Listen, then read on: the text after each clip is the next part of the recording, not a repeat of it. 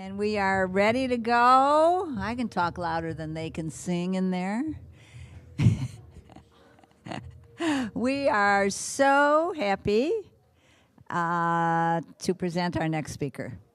And this is our last breakout session. From here, I hope you'll make your way to the main stage where there will be another speaker and something from Steve and a closing, and we'll call it a night. But we're just so glad that you were all here. So let me introduce Mike Muhney. Did I say that right, Mike? No, but you're not first. Well, so tell me what it is.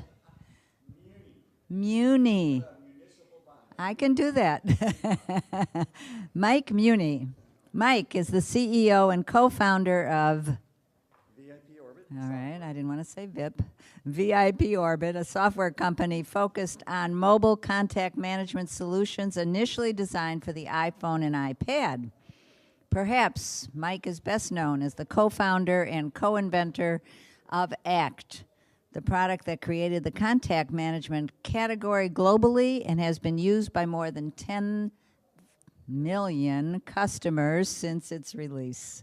He's also the co-author of Who is in Your Orbit Beyond Facebook, Creating Relationships That Matter. Welcome, Mike Muhney.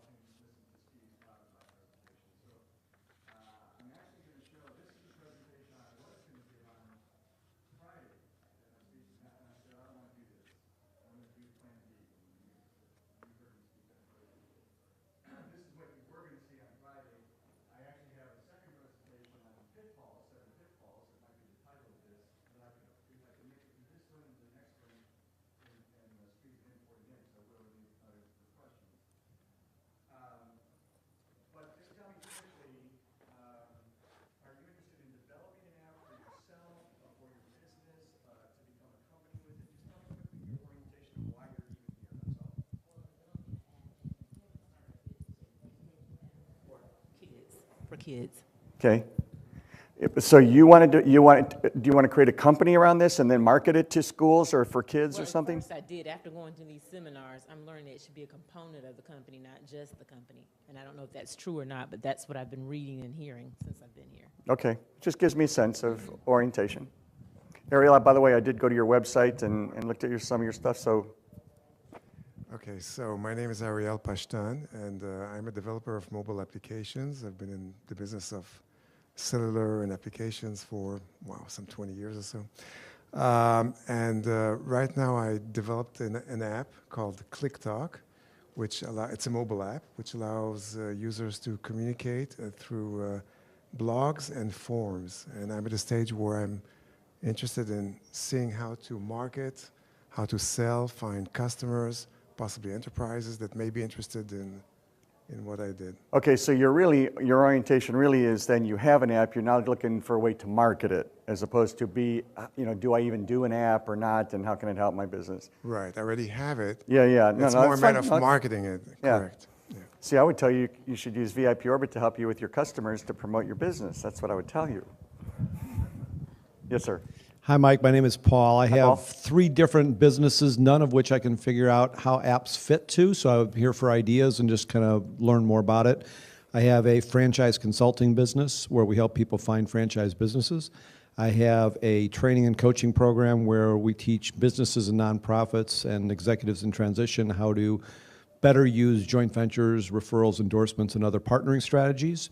From a previous life as a corporate attorney, I do a lot of connecting on the investment side, projects to money to projects, and that type of thing. Okay. So I haven't figured out where the app fits in on any of those. Could be a few apps from what you Could said. very well be. I'm just trying to get my hands around it. It hasn't been a priority to date, and I need to think about it and figure out where it fits. Is there any intent to basically, as I have with the VIPorbit, start a company to then market. Be a company that continues to develop and promote and create a, a market opportunity for yourself. Yes or no? Oh, absolutely, Okay, yeah. all right, that's give me Yep. a sense. Okay. I'm basically with her.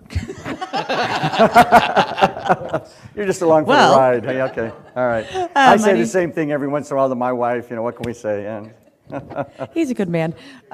My name's Teresa Carter, and I own a website called The Local Tourist. And right now, it's based in Chicago. Helps people figure out where to go and what to you do. started following us. Yes, me. I did. Okay, Yes, I saw did. you. Yeah, thank you. Thank you. Okay, And good. so, of course, I need an app because about 15% of my traffic is on mobile phones right now. Mm-hmm. And so, I definitely the location's there. I need to make a location-based app, and I need to know how to do it. Okay. So. You're going to say you're with me, right? Does he have to, Dad? I'm Alex Strzeski. I'm here with my dad to learn about this, I guess. Yes. My name is Peter Jacobson. I sold the business about, God, it's been so long, it's about 6 months ago. And anyway, I'm looking for something to do, and I just bought into a system to develop apps. But I still don't have a lot of understanding of what, they're apps for small businesses, by the way. A lot of you, I could help you out in there. But again, I've got a learning curve to go through. But I need to understand the whole scheme of things, and that's why I'm here, is to ask the expert.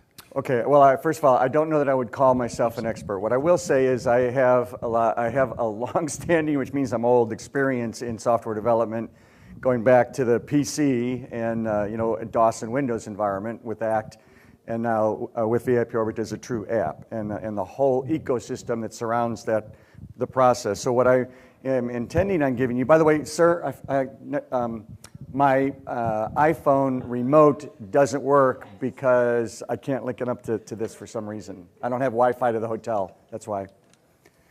Since I'm checked out, I don't have access to Wi-Fi, so does it, do you?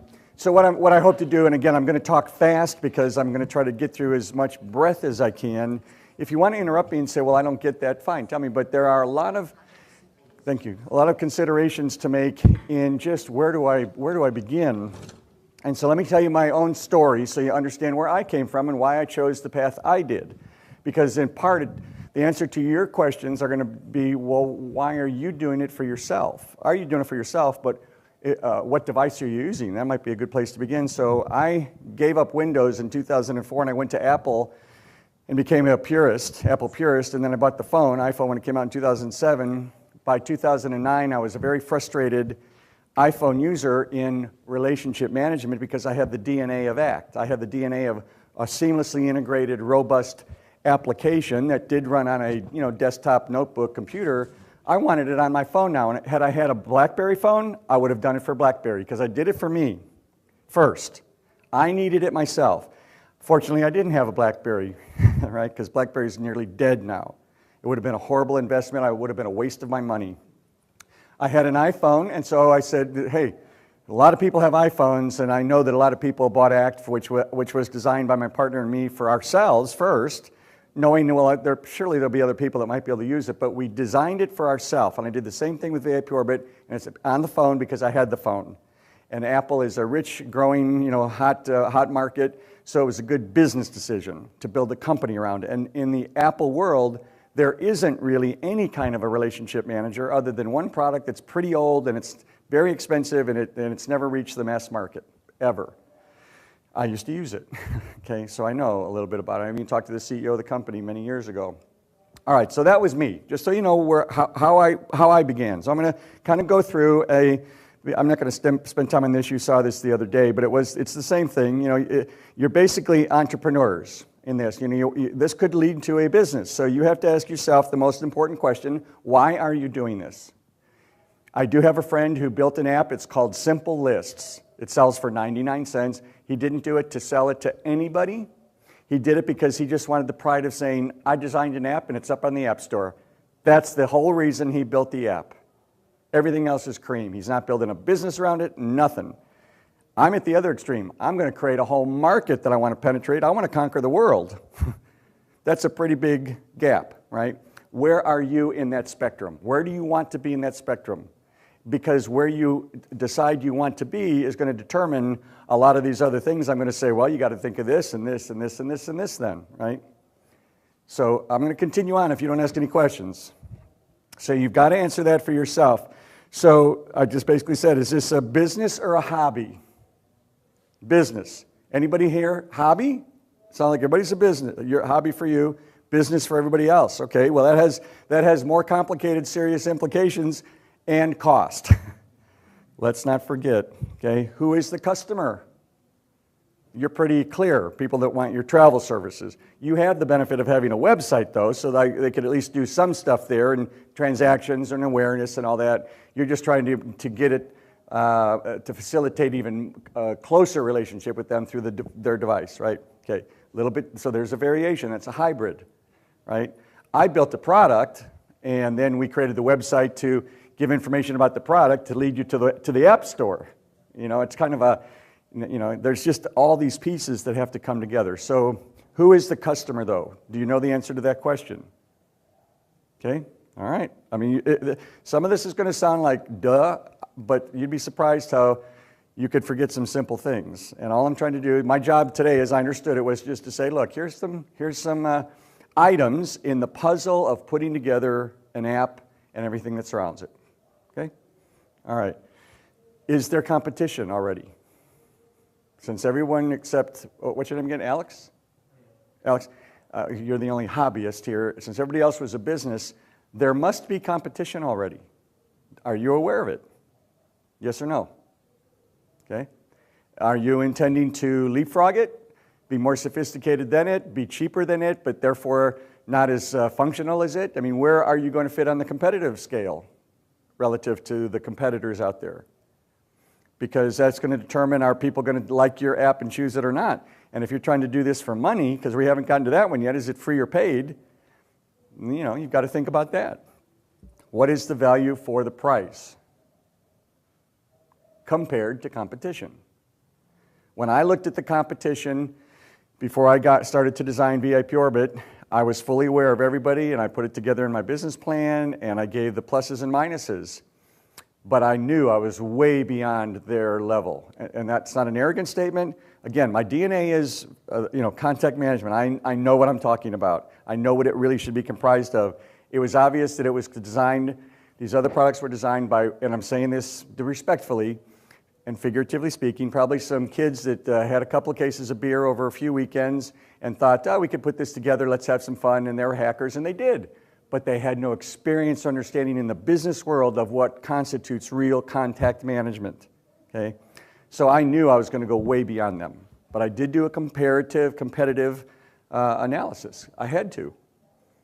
Partly because I knew my vision is so big. I mean, this is only the beginning of the ballgame for me. I'm a funded company. I've already closed my second round of funding, and I already have venture capital promised for the third round, okay? Because my vision is huge. This is just the ticket into the ballgame for me, all right? And so I had to have competitive understanding. They wanted to know, well, who's out there beside you? What's the threat? What's the risk? What's the competitive edge a window we're going to have if we decide to invest in you, right?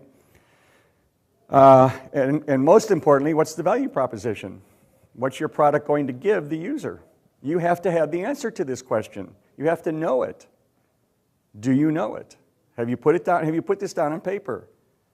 Or is this still all in your head? Okay, you've got to put this down on paper. I mean, did you attend, for example, did anybody attend Sam's breakout session today? You know, just thinking through these things. You know, it is important to document on paper, the old-fashioned way, why the answer to all these questions, because you have to be able to articulate it. You're all of a sudden going to become the expert. If this is your vision, by default, you're the expert. You better be able to articulate your vision and why people are going to want this. Otherwise, this is just a personal fun thing, and that's fine too. Like I said, my friend did it for personal fun. But if you want to go beyond that, these are things you have to consider. Okay, so is it a consumer product or is it an enterprise product? Paul, yours could well be enterprise. The rest of yours, education, kind of enterprise consumer. It's kind of in the middle, kind of, right? You know, could be both. Yeah, that's what I'm saying. So, you know, what is it? I am not an enterprise system yet. I call it a prosumer, the business consumer. We're all consumers, but I'm not talking about buying flip-flops. I'm talking about, the prosumer who isn't in business, who now has a smartphone and or a tablet, who wants productivity applications on those devices now. That's a prosumer to me. So I even coined, not that I made it up, I'm sure I heard it from somebody else, but I've chosen to use that word. I'm after the prosumer, which all that says is it's not the high school kids consumers, and it's not the enterprise. It's in the middle, the prosumer. But I know where my market is, even though it's still pretty big and wide open yet, right? You've got to answer that question. Because we haven't gotten to the marketing of this yet. And the marketing is designed to attend to your target audience. Well, that's why you have to know the answer to this question.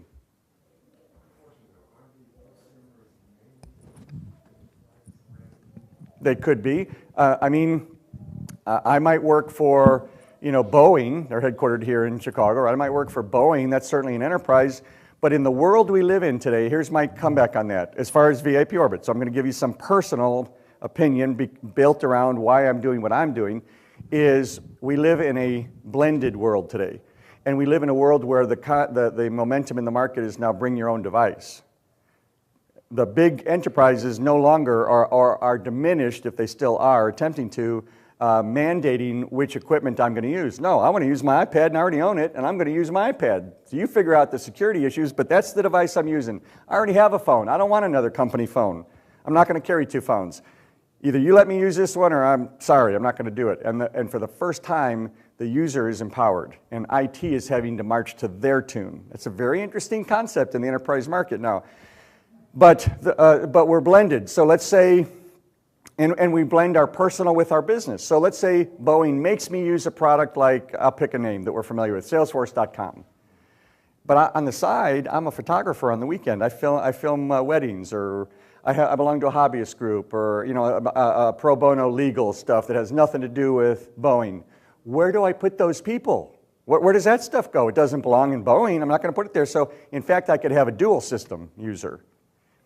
Right? And so either way you slice it with me doesn't matter to me. I can go up into the enterprise, but it's a single user version right now. Enterprise kind of, if not kind of, it almost does, if not it does, imply shared information. I don't have that ability yet. I will by the end of the year, okay, or shortly thereafter, because software is never on time. Okay, free or paid? Big difference. Big difference. Let me tell you, I can't tell you how many people, Act sold for list price for $395. Over 10 million people have bought it, right? It's kind of, hey, it's a computer product. Software is a little bit more expensive. Great. Now I think it's only like $150 today or whatever. But the app world mentality is free, for the most part. I can't tell you how many people tell me, you want $9.99 one time for your app? Oh my gosh, that's highway robbery. I'm not kidding. The mentality of the market today of the app user is cheap. You will have to make everything up on volume or a multitude of family of products, which is where I'm headed in SaaS model and monthly, annuity, et cetera, in my roadmap. This is, like I said, this is just the ticket in the ball game to start to seed the market, blah, blah, blah, right? So I know what my strategy is, and I know what my tactics are, of which you're going to have to employ both. But fundamentally, is it free or paid? Yours, I would imagine, would be free. You just want to make it another way to facilitate their knowing about you. Why would you charge them for that? They probably won't choose it then, right? If you want to start a business to do something, you might want to make some, if you want to stay in business, unless you're super wealthy and you like to throw money away, then you're going to have to charge for it to stay in business, at least have the hope of it. Okay, well, that's fine. Education, you might be funded by the government or the county or something, right? That might be partly what funds this development and ongoing maintenance. But you still have to decide, free or paid. And then if it is paid, how much? There are very few over $10 products in the iPhone. There's very few over $20 products on the iPad. There are some. There's some $100 ones. I've seen them.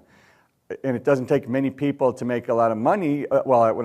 you can make a lot of money, but you still need quite a few people, but it's the economic elasticity issue, right? The higher price I charge, the less customers I probably am going to get. So where is that balance? Where is it, right? And you're going to say, well, free, I'll do advertising. Everybody says that, but first of all, we still haven't gotten to the marketing, because if you're not discovered, let me tell you, you're not even going to make thousandths of a penny on the advertising revenue you'll generate. There is no money in it unless you have a lot of people using your free product. I mean, hundreds of thousands, if not millions. Then it kind of gets interesting. But for the time being, there ain't no money in advertising that you're going to make on a free app. So it's going to cost you to create the app. Real cash, one way or another, unless you're a brilliant hacker yourself, it's going to cost you money to have this developed. Okay? All right. Oh, now we get to the platform issue. Is this web or is it native? VIPorbit is native. By that I mean the code and the database reside on the device itself. We have nothing to do with the web. Zero. Other than when you select Back Up My Stuff, which is an app within the app. So I actually have two apps, one inside the other. Because if you lose your device, you've lost your database. For the exorbitant price of $5 a year, you can subscribe to, which is the cost of one Starbucks cup of coffee a year, and people complain, $5 to back up. Oh my gosh, Dropbox is free. Well, Dropbox doesn't keep the data of this kind of a product, so you can't back it up on Dropbox, right? Sorry. But it's insurance, $5 a year, and we replicate, when you're in a Wi-Fi zone anywhere in the world, you touch that button and it replicates the database in the cloud, in fact, the last 10 databases.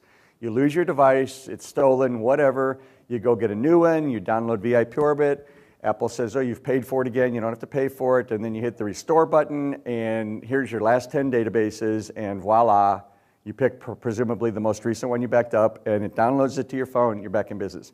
You didn't skip a beat. It's insurance, okay? So I actually had to build two apps, okay? But I chose native because, there's a lot of pluses and minuses with anything. Apple is a single environment. Single, worldwide. The same iOS, as it's called, the operating system that works on the Apple iPhone in America, is the same one that was going to work in China, in Yemen, in Germany. It's the same iOS. It makes it very nice as a developer because I have one operating system when we have, and all software has bugs, that's why we all on our phones get these little red buttons that say there's an upgrade, an update, right? Those are all bug fixes most of the time. That's an ongoing cost and responsibility. Somebody's going to have to monitor the bugs, and there will be bugs, I guarantee it. There is no perfect software, ever, okay?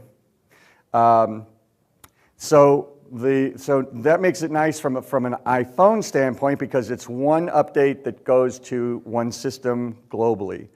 Web, perfect. You can have it go via, if it's a web-based system, which pretty much means for those of you that are technical, an HTML5 type of a product that runs on all devices, it's pretty simple as well, okay, generally speaking.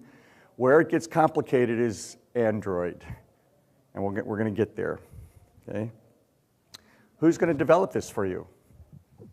How many of you who are here actually can code? You're programmers. Okay, 2 people. That means you're probably going to have to hire somebody.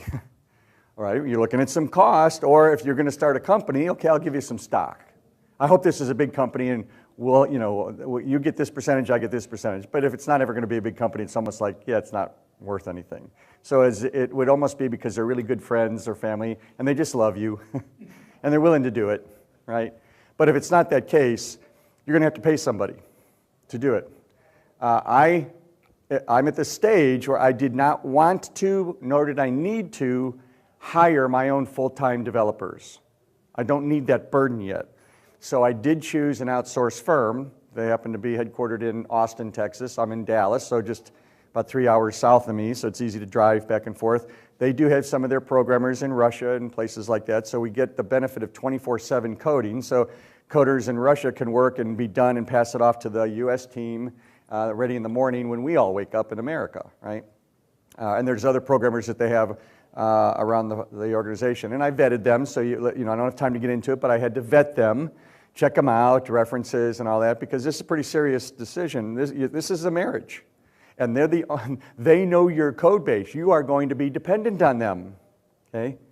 Now, I know you haven't seen VIPorbit unless you've downloaded it, but just take a wild guess what a mobile relationship management product does that is, desktop powered like on a mobile device. Just take a guess, wild guess what it costs me, not the ongoing maintenance, just to finish this version 1 and get it on the market. Just the code itself, the programming to do it. Take a guess at what it cost me to do VIPorbit.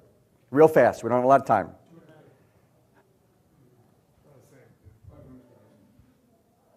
No guess? No guess? Okay, 500. Huh? 70? 250. Exactly 250. It costs $250,000, but here's what this firm is very reputable. One of their biggest clients is Motorola, just coincidentally here in Chicago. Long-standing Motorola sticks with them to do a lot of their mobile stuff. These are sharp people. Trust me.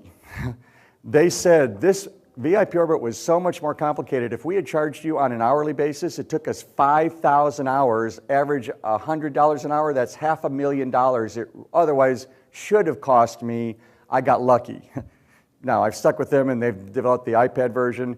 I've already, on those 2 products and some maintenance, I've already spent over $500,000 for what looks like, it's just an app. It can't be that complicated. Well, okay. Because it was a fixed price contract originally. Sorry, I didn't say that. Okay, so that's another thing. If you're going to have it done outside, how are you going to negotiate? Fixed price? You want to take the risk? Or actually, they would take more of the risk, but they might come ahead too. Hey, you committed to pay this, and they really only cost them this. They made a bunch of profit on you, or they went over and it saved you some money. That's just the gamble you got to decide you're going to take. Okay? All right. How will you market it? Oh, this is where it gets interesting. If you're going to spend all this money to do this, now the game really starts. You're just going to develop it and say, well, here it is. Surely they'll find it. No.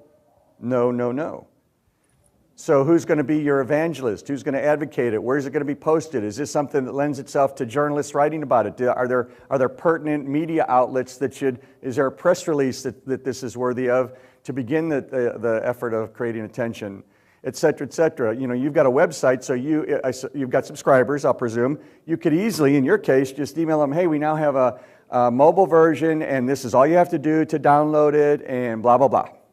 Pretty much done in your case. Okay, but from my standpoint, what you're doing, or maybe going to be doing, is just an extension of something you already have, as opposed to starting something new here. Whole different story. Okay, I started from scratch. All right. Yes? It's the previous slide. Most apps, or I should say a very large proportion, I don't know if it's most, are free today, right? So would you say that the most, and I don't believe they have millions of users, right? So are most developers actually losing money on these? Yes. Actually, I read it's a good question. I read all the mobile stuff every day. TechCrunch, Mashable, I keep up in the industry because I'm in the industry. I better know what's going on. The other day they came out and said only let me put it the other way. 4 out of 5 apps developed never exceed 1,000 downloads, ever. Mm-hmm. That's scary. Right. That's very scary. I'm going to do all this work, all this energy, all this money and time, and I'm never even going to exceed 1,000 downloads, ever? You better consider that, okay? So that's just another touch point. Sure. Okay, I'm going to move fast because we're losing time here. So what are your expectations? This is normal. None of this is anything other than common sense, but they are the scope of your effort, your point in the road that you are. Do you have money to invest in your app? Because it's going to cost money. One way or the other, it's going to cost you money. How deep is your pocket? And I will tell you this, expect to at least double what you think it's going to cost. It's a safer assumption than saying it's going to cost X and it costs X. No, it's probably going to cost X plus X, at least. Yeah, it might even be squared. I totally agree. It could be 3 times X. It's going to cost more than you think. Okay. in time, in money, and in determination. How passionate are you about this, and what's your stick-to-itiveness quotient, tolerance, whatever you want to call it? Because if this is serious, to somebody, this is really going to consume them from just the effort, the daily effort, okay, to just make this succeed and be worth what you think it's worth and make your customers aware of it. You know, I mean, marketing is wide open. You might want to get some customer testimonials. I love this app because it meant this to me. But, you know, because a long time ago, remember where we started, you created a value proposition, what they're going to get out of it. Now you got somebody to say, that's true, this is what I got out of it. But now you got to promote that. So it's a never-ending journey. Once you're in it, you're in it. Okay? All right. Where are you going to start? Okay, I'm going to go through this very quickly here. Okay, so here's some options. Platform, native or web, we kind of touched on that.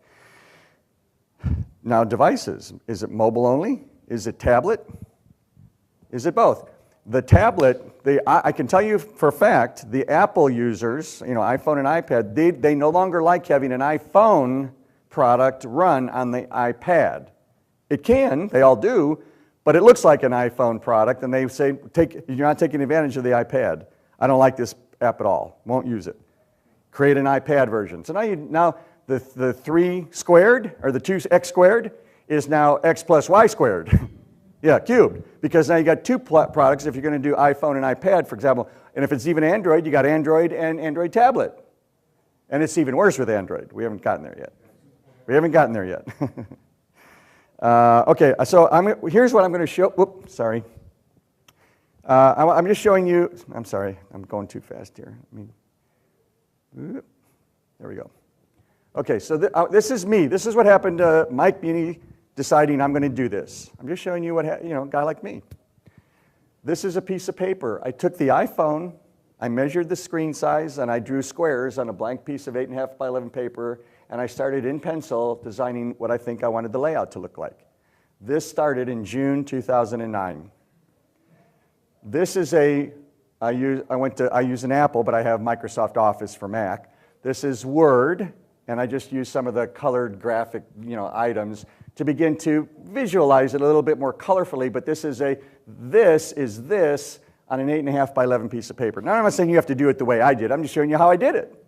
How do you start to design software? Well, what's it supposed to look like when it's all done? This was kind of the main activity screen, if you will. There are many other screens, but this was kind of going to be the one where I spent most of the time in the product. All right, so then this is still Word, and I created the dashboard, the home screen. So this is, if I hit activities and to-dos, this button right here, and I gave a description of what I was intending on doing, this is the screen I would have gotten, which really is this screen here. Then I bought a tool, a prototype tool, so I could really start to make it look like what it might look like on the phone. This is still using my MacBook Pro, but it has the template of an iPhone, so you have more of a realistic view of what this product could look like. Then we took it to this step. And by the way, at this point, I engaged some of my old team from the ACT era, the brain trust, if you will, who are with me today.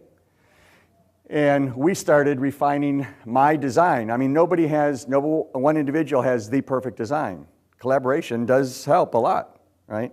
You have to be careful. You have to make decisions because you can't please the whole world. But this is now the first result of 3 people working on the design. You see the progression of how it started to look a little bit different.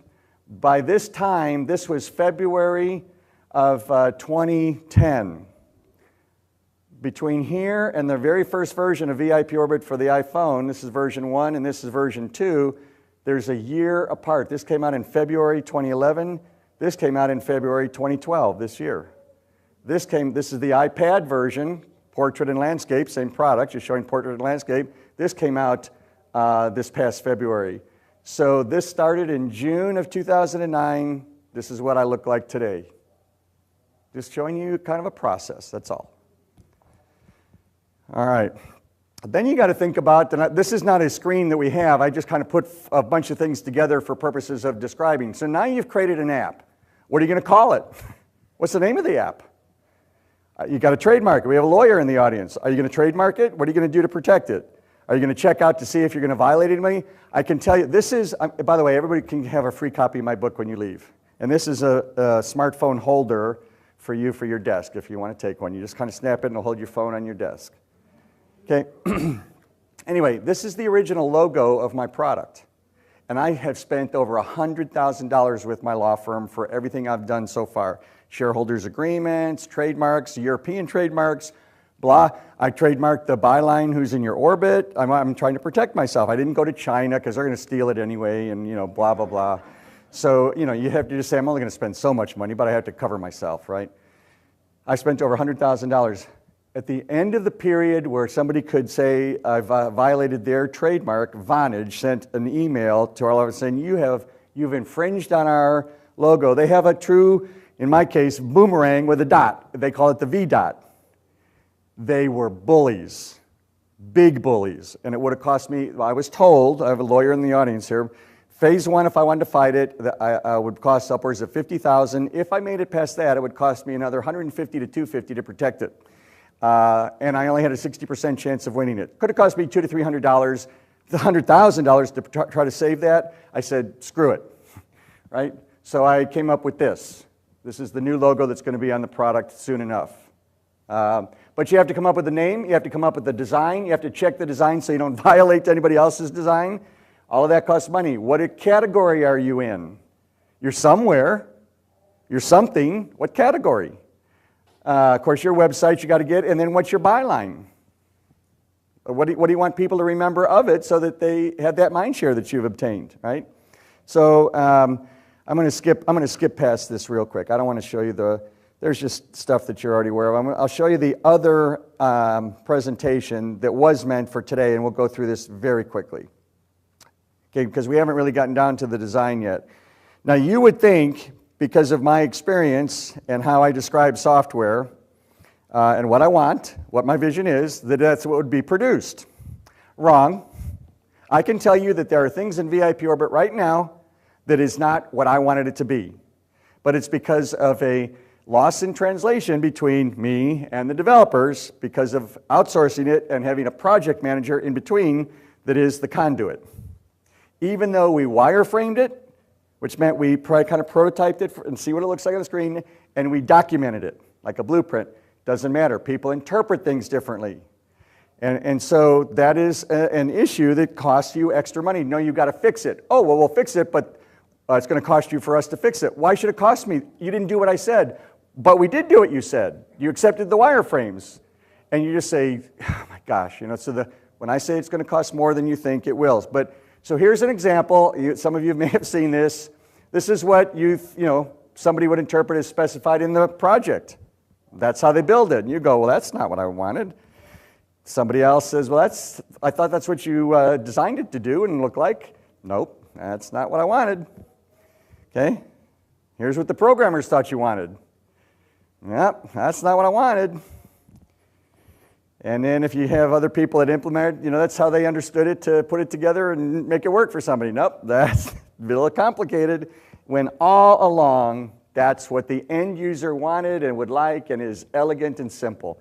All I'm saying, somewhat facetiously but very seriously, the design of the product is not over when you put it on paper and say, there, I've designed it. It is a living thing that has to be tweaked all along. That's time and money. Okay? All right, so what are some of the pitfalls? You didn't study your market well enough.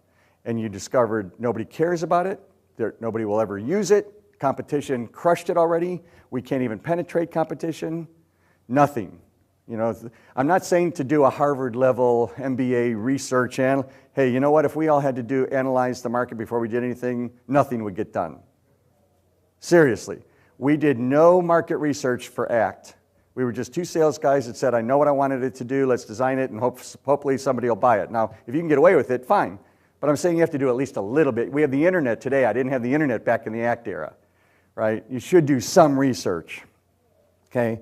Are you going to design it for yourself or design for the masses? This may sound like I don't quite get it, or I don't, but my attitude, and just my opinion, if if this was for a nuclear reactor facility, an app for a nuclear reactor, I probably am not going to use nuclear stuff, okay?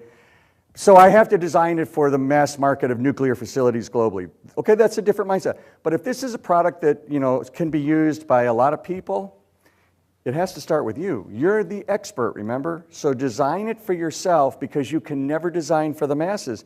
It'll be the kitchen sink with everything in it. And if you go across, if I went across the room right now and said, what do you think you'd like to have in a contact manager? Okay. I would have so many different comments, and to me, where do I begin? Oh my gosh, I can't please all of you, and if I did, it would look like a Rube Goldberg mess, right? Okay. Design for yourself, period. Trust your instincts, ask questions, prototype it, show close friends, what do you think? You know, can you imagine using this? Yeah, well, what, am I missing anything? Do that, but don't try to think, how would the whole world want this to look? Okay? All right. Pitfall 4. Come on. I think I've addressed this enough. Marketing is going to consume even more time and effort towards this than the development of the product, because that never stops. You can kind of stop the product once it's out. Okay, little bug fixes, but you know, like I said, between version 1 and 2, there was a year. You can kind of stop and slow it down a little bit, but marketing only intensifies over that period of time. This is where most of your time and energy and money is going to be spent after it's all said and done. Okay. I think, depending on the app, I think one of the most neglected areas or misunderstood areas that it could be the reason people love you, and maybe it does help you to become a real business and a force in the market, is because the quality of your customer support. Did I go past here? Yep.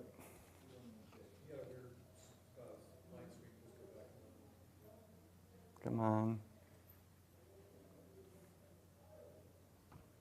Where was it? 6.5. There we go. Come on. Like this little puppy. Come on. Here we go. All right. Customer support could make or break your company, and let's emphasize the make. It's a distinguishing characteristic. I personally, I think if you heard me speak Friday, I go through the downloads every week, and if I can detect an email address and the type of business people are in, I personally send them an email. Hey, thanks for buying the product. I'm here for you. Feel free to call me.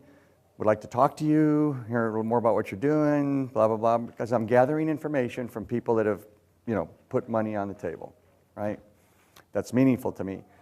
Our customer support department, we have a free version of VIPorbit. It's a full version, but it's only good up to 100 contacts we import from your built-in address book. It's a try before you buy is what it really is. But it gives you a chance before you commit to all of $10 to see, hey, is this cool or not, right? We support people. I mean, my lady will spend an hour on this, answering personally. I mean, even getting me involved because of the symbolism of the CEO being involved on how many CEOs for a little app talk to a customer? Very few. I'm going to use that to my advantage as long as I can. At some point, that's not going to be possible. I will admit that. But in the early days, you want to be as heavily oriented toward this as you can, because that's how people talk about it. Man, they take good care of me. I didn't pay a penny for this, and you know what? They spent an hour with me figuring out my problem. Hopefully, we don't have too much of that to do, but we'll do it if we have to do it. And that's the attitude that we have right now. Okay, I already addressed this going over budget. I'm not going to say anything more. It's going to cost you more than you think, period. And, come on. There's some principles I've learned in my long history as a software developer, beginning with ACT, and it's this. There is infinite demand for the unavailable. You go to people and say, hey, if I did this, would you use it? Oh, yeah, man, that'd be fantastic. And then you spend $100,000 on this little puppy, and then nobody uses it. But you told me you'd use it. Well, yeah, I did, but it's really fine the way it is. I don't really need it. Geez, I wish you would have told me that before, right? I guarantee it. This is a principle. Embrace it. Infinite demand for the unavailable, okay? I'm going to stop here. I know I'm out of time, or just maybe even a little bit ahead of time. It doesn't sound like Steve talking, so maybe they're running over too. Any questions, comments? I'm sorry? Okay, yeah, so I'm just trying to be a little bit broad for you to understand all of these. It's an ecosystem. It's not just an app. Okay, and so if you see this as a business and it's going to take money, hey, do a business plan. Try to raise some funds, right? And go for it. That goes back to that poet that has inspired me, and I think should inspire you as well. Of all sad words of tongue or pen, the saddest are these, what might have been. I'm not trying to discourage you from this. I'm just trying to say there's more to it. Just be aware of it.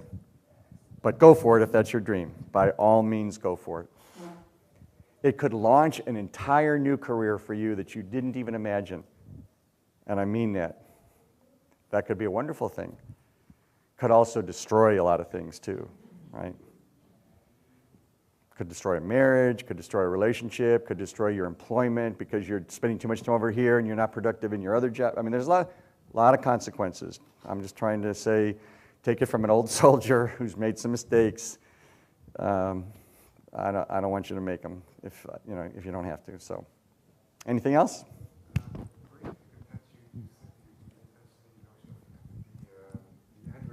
Oh yes, I'm glad you said that. There really are only two real, well, there's three. I mean, there's web, where it runs on any device, HTML5. That's a good thing. It's real easy to make an update. It just kind of goes to the cloud, and everybody it just works, because the code is up here, and you're only doing basically one code base. But what it means is understand when you do something that applies to everything out there, there are compromises in the way it looks on each device, okay? The benefit with Apple is VIPorbit looks the same here as it does in China, and they even use their funny characters, but it still looks the same, for example, right? Or Germany or whatever. By the way, this is an interesting statistic. 52% of my customer base is international. I'm more of an international company than I am a domestic company. That surprises me. The number 2 country in the world that's the user of VIPorbit is France. I would have never guessed that. They're particular about their French language, and they're using an English product. But I've localized it so it conforms to okay, I'm getting off track. I'm just letting you know that there's, you are a global company in many ways when you have an app, because it's accessible globally, right? Also, watch the App Store, because people can put good and bad comments on there. And any comment, you can't touch those comments. They stay there for everybody to see, good, right, wrong, or indifferent.